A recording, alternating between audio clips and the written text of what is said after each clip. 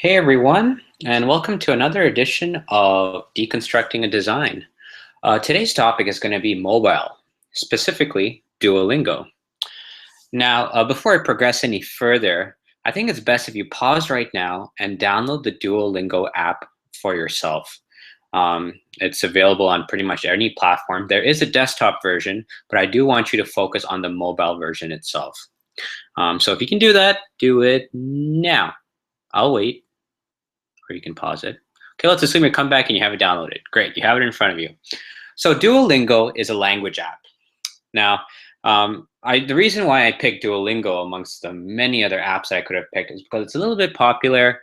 People are quite familiar with it, and that's why I really wanted to deconstruct that design even further, so that we have something that we all are somewhat familiar with, and we can at least use and engage with on a more popular level, to deconstruct the key elements of why this makes a fantastic experience and why it's going to support my argument for how the mobile experience needs to inspire more of the learning experience. And I'll show you why in a second. So like I said, Duolingo is a language app. You can learn pretty much most romantic languages, and I think they've added a few other beyond that as well.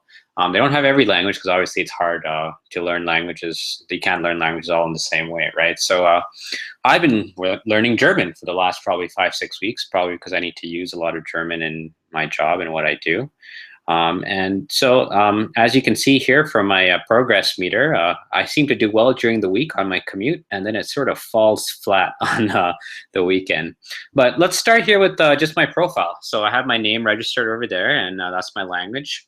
And you can see there, then that's my daily tracking. So I can see in very real time just how I'm doing on a daily basis.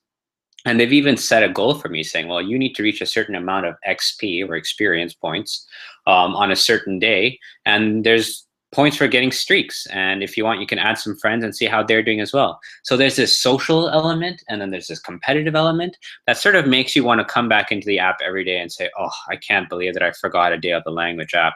I need to get back in there. Why is this so important? Because language is something you need to practice every single day in order to get good at it.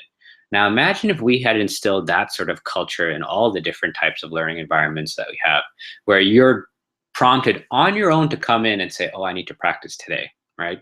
So that's key design pillar one of why I love Duolingo and why I love mobile experiences to inspired learning experiences. There's just a way of bringing you back to the app, which in this case is a learning experience. So how do we design something that keeps bringing us back to the learning experience? And I apologize for this incredibly static, almost slideshow presentation. This is very anti-me, but I don't actually know how to record my phone going through the app and record myself doing it too. So we're kind of stuck with this now. Or hopefully you've downloaded the app and you're looking through it yourself. So we're right now in the Duolingo shop. Now, if you've ever played a mobile game or any sort of freemium version of any app, the shop is a common term here. Now, obviously, Duolingo has a gamified environment in the sense that you do something and you get points towards something, some sort of goal.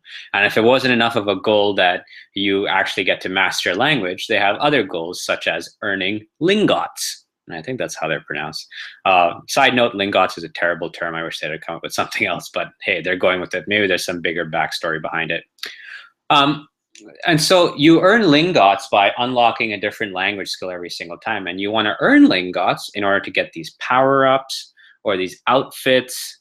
I recently earned up to 30 lingots so that I could unlock the learning to flirt in German side lesson over there, which is actually kind of interesting. So there's incentive here with the gamification, right? You're learning a language, you're learning something that's intrinsically valuable. At the same time, you are also earning towards something that you personally are vested in, whether you want to double up your point streak or you want to freeze your point streak, whatever that may be. 1 second, let me just close my Skype.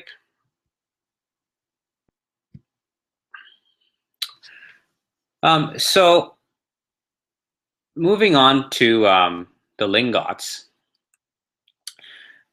For me, gamification is really an artificial thing most of the time, and I'll be honest. Most people in the industry, when they mention gamification, they tend to think of, well, let's put a badge here, or let's create a leaderboard here, and then let's sort of, if we build it, they will come attitude towards it. Gamification is one of the most trickiest things that you can do in a learning environment, certainly when it's technology based. So finding the right balance, finding the right formula for what to get me back into an app or get me to an experience to keep going, that's where it becomes very tricky, but at the same time, incredibly powerful. And what I like that what Duolingo does here is that not everything gets points here. In fact, you have to do quite a lot of work to get points. But once you do get points, it's to your own benefit to expand your knowledge of a language to unlock all these. You're not going to learn German because it's already there for you on a buffet table. You have to earn your way to earn certain things. Now let's scaffold that into a learning experience. What if you had to work harder to reach a certain level in order to unlock something very personal and relevant to you as, say, I don't know, a salesperson for Fjord, for example, right? One other thing that I love about Duolingo is that it is such a sensory experience. It makes such a good use of everything that's involved, the tactile, the visual, the audio, and I'll show you that in a second. So here we're learning a new word over here, and I'm going to try some of my German with you guys right now. So this one's find out what the dress is, and obviously you can see the dress, but when you tap on it, it says das Kleider. Now, of course, when you say what is the dress, you could have just left the images out, but no, they want to visually reinforce this because this is the first time you are actually learning this, visually identifying with it, you'll be able to better recognize and recall it later. So there is this element of learning science tied behind Duolingo. That's what makes it so fantastic as well, is that it knows how we learn, and as a result, it tailors the instruction in a way that we will always remember it. So in this way, this is a highly visual experience. And this one over here, you're using an auditory experience. You're hearing what this person is saying, and now you have to type it. That's something that's quite interesting, right? That's something that, and if you can see there as well, we'll pronounce it away, or we'll slow it down because, learning a language is tough, and so we'll figure it out, right? Differentiated instruction, another key learning element that you find in an app that works there. So here is the skill tree, as they would say in learning German, for example. So all these things are covered in gold. Why? Because my retention meter is high with them. So I finished the lesson for each of these, and you see that little progress bar underneath all of them? They're at a wonderful, nice gold. Why? Because I always make sure to practice my weak skills, as it were. Because Duolingo knows, and this is very important and something that I'm happy to share with you all, if you come ask me for it, what we do in post-learning and what we do in reinforcement and retention is arguably more important than what we do in the actual learning moment. So what Duolingo has really become a master of is saying, hey, you've learned something, great, but guess what? 5 days later, I'm going to make sure you still remember it. And that's where these retention meters come into place. So if I leave these alone for a few days, these bars will slowly start going down and down and down until it tells you, hey, you're going to lose this skill soon enough unless you keep practicing and keep working it. So one of the first things you can do in Duolingo before you even access anything else, it'll say at the bottom of the screen there, it'll say, hey, you're 20 XP away from being on track today. And the second that disappears, it says, would you like to practice your weak skills? So before you can even learn something new, it's already making sure you've mastered whatever you've already learned. Another excellent design principle over here. Imagine if our learning environments, part of it was always thinking back to being in the performance environment, but still understanding what it means to learn in the learning environment and recalling back to it. For those of you that are interested, the flirty German skills is in the bottom left there with that little lips icon. So moving on again, this is another example of a different little mini game and exercise for learning a language. So far you can click on a picture to learn a word. You can type back what someone's being said to you. Here you can actually assemble the word that is being told to you. So here it's being spoken to you, and now you have to pick from this group of words, this is what he said. Now keep in mind, they very calculatedly picked which words they want you to select here, right? So for me here is, I believe the word is it cold? And those who do know German, please don't call me out on that. But notice the selection of words they have here. They could have said deep, they could have said warm, they could have said young, but they kept the is it quite easy. Why? Because they've assumed you already mastered it at that point, right?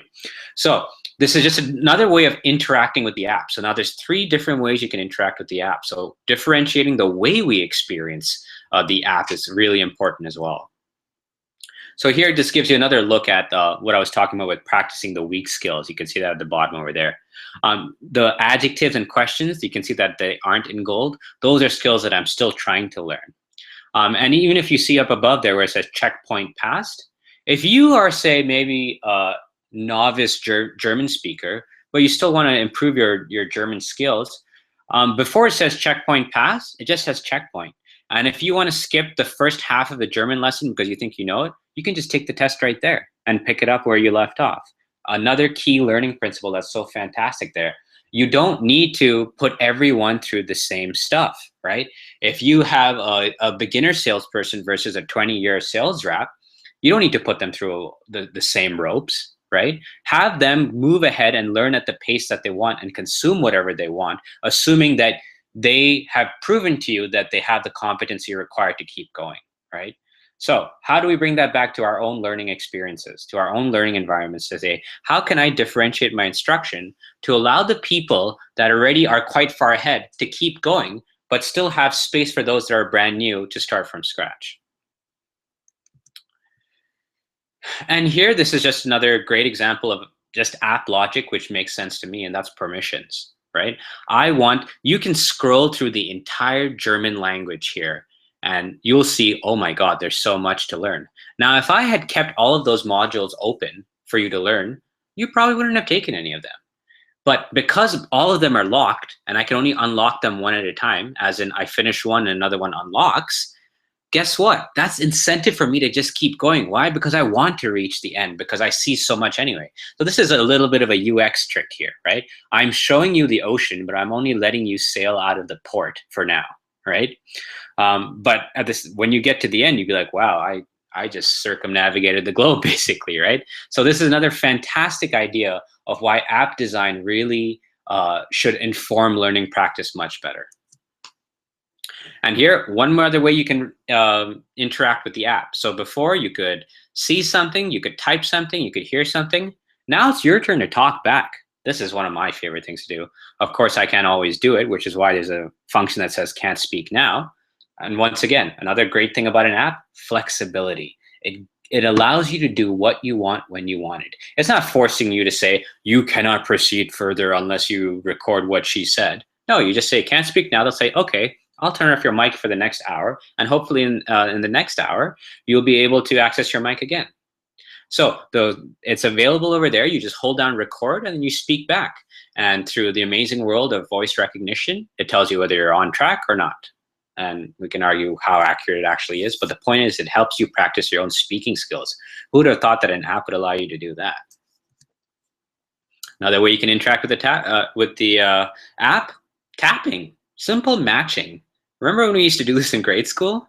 Well, we can do it here as well. And for someone like me who designs online learning environments on a daily basis, just having this simple interaction is such a great way to get sort of granular with the app, to get sticky with it. And this is dynamically assembled based on what you've learned so far in the course. So I've learned about perfect and beer and the and where's, right? So every time I come across this type of exercise, it's always new every single time, right? And when I tap on it, the German word is pronounced back to me. So once again, reinforcing a very sensory experience. Same thing again over here. Yes, I have to translate what he said, but you know what? Maybe I've forgotten. Maybe I've forgotten what this word is, and I can just tap on it and get this just-in-time information to help me out. Imagine if we had just-in-time information available, not because we've forgotten something, but just because we have so much going on that maybe once in a while it's good to have a little bit of a tap to say, hey, you're on the right track, or this is the just-in-time information you need to succeed. This is one of my favorite parts of the entire app, where you get to pick your goal. How often do you actually get to walk into a course, into a classroom and say, hey, you know what? I can only spare an hour a week, or I can only take on this much of a workload. Can I actually do it at this pace? Well, you can with Duolingo, which is one of my favorite things with the app. I could be regular, I could be insane, I could be serious, and I can change this whenever I want. So if I feel like the pace of regular is too much, which when I'm having a busy week it is, I just bring it down to casual. So that way I don't lose my streak, and I also don't feel so bad when I look at my own progress chart. Imagine if we could do this within our own learning environments so that everyone can learn at their own pace, pick up wherever they wanted, leave wherever they want, consume whenever they want. That would be a fantastic learning environment, wouldn't it? And I think this last one here is just me showing you that I've earned 2 lingots lately from completing questions and statements. Yay! I think I'm going to save up and earn towards unlocking, I think, a fancy attire. I think that might be my next skill. So anyway, that's a little bit of a tour through Duolingo. Please, if you can, download it. If you wouldn't be addicted already just by trying to learn a new language, just spend about 5 minutes with it just to understand the design principles that underlie it. And on the whole, I think when it comes to online learning environments, when it comes to just basic learning experience design, learning from the mobile world is a fantastic thing because they've really put the power onto the user, and the logic of apps, the flow of apps really help you understand as an educator what you need to be and what the modern digital learning experience looks like and how you need to transform your own practice to meet the demands and the expectations of the digital age.